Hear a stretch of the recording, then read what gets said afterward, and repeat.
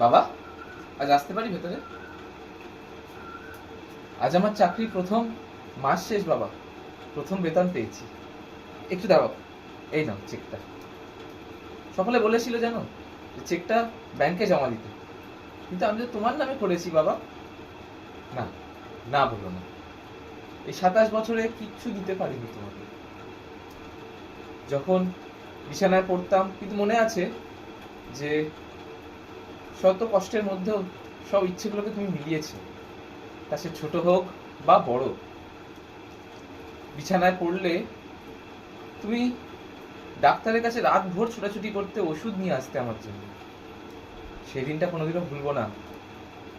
প্রথম ভাঙনের পরে খুব কেঁদেছিলাম সারা রাত, তাও তোমায় কিচ্ছু বলিনি বাবা।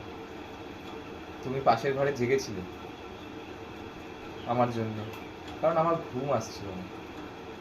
তুমি আমাকে জীবন দিয়েছো বাবা। আজ এই চেকটা নাও। তোমার এই হাসিতেই আমি চিরকাল ঋণী।